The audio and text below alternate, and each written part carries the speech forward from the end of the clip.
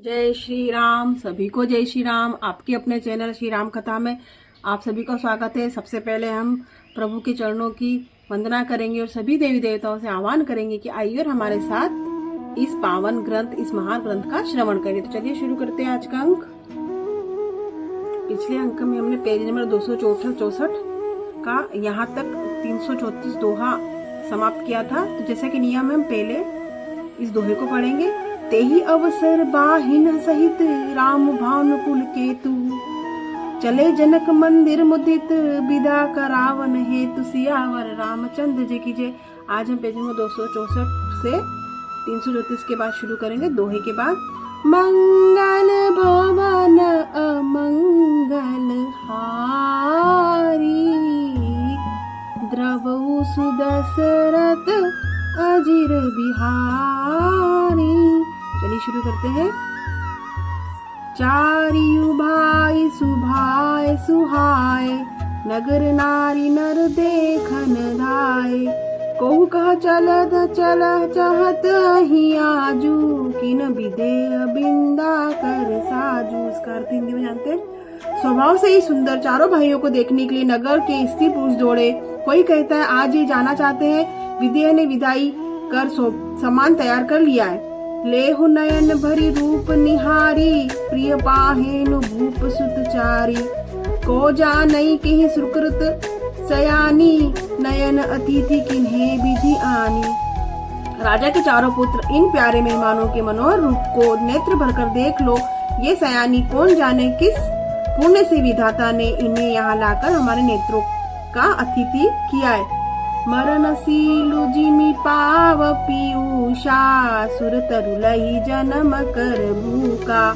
पावनार की हरि पदु जैसे, इन कर दर्शनु हम कह तैसे। मरने वाला जिस तरह अमृत पा गया, जन्म का भूखा कल्प वृक्ष पा जाए और नरक में रहने वाला या नरक के योग्य जीव जैसे भगवान के परम पद को प्राप्त हो जाए, हमारे लिए इनके दर्शन वैसे ही है। निरखी राम शोभा उर्धरऊ, निज मन फनी मूरति मनि करहु। एहि विधि सब ही नयन फलु देता, गए कुंवर सब राज निकेता। श्री रामचंद्र जी की शोभा को निरख कर हृदय में धर लो। अपने मन को सांप और उनकी मूर्ति को मणि बना लो। इस प्रकार अपने नेत्रों को फल देते हुए सब राजकुमार राजमहल में गए। दोहा। रूप सिंधु सब बंधु लखी, हर्षि उठा रविनासु।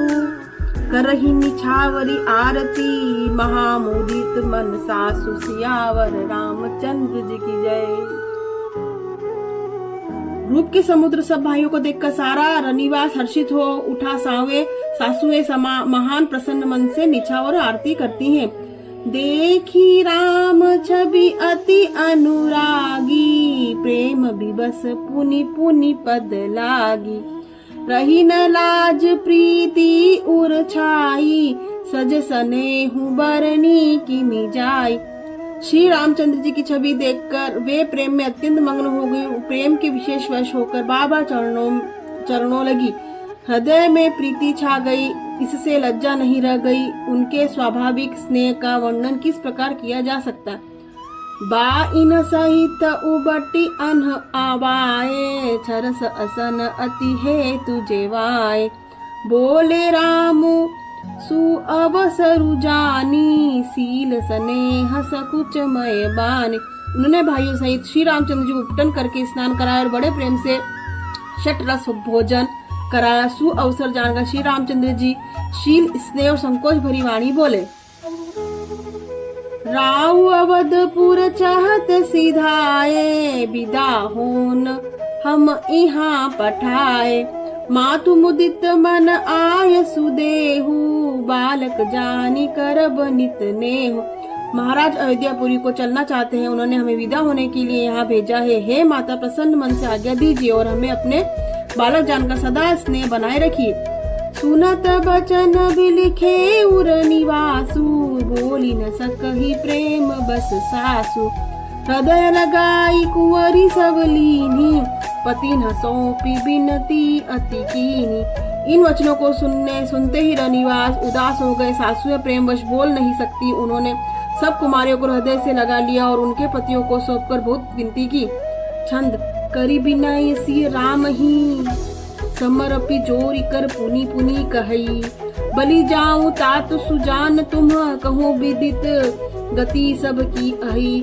परिवार पुरजन मोहि राजही, प्राण प्रिय सिय जानी भी।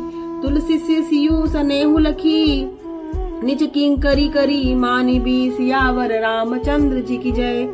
विनती करके उन्होंने सीता जी को श्री रामचंद्र जी को समर्पित किया और हाथ जोड़कर बार बार कहा, हे तात, हे सुजान, हे बलि जाती हूँ, मैं बलि जाती हूँ।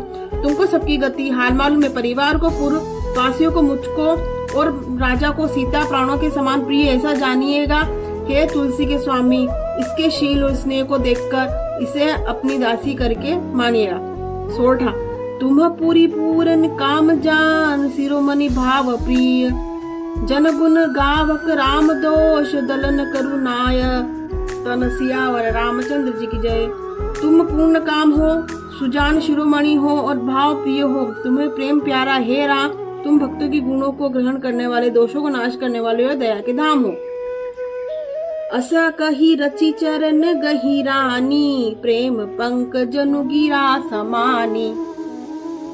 सुनी सनेह सानी बरबानी, बहु विधि राम सासु सन्मानी।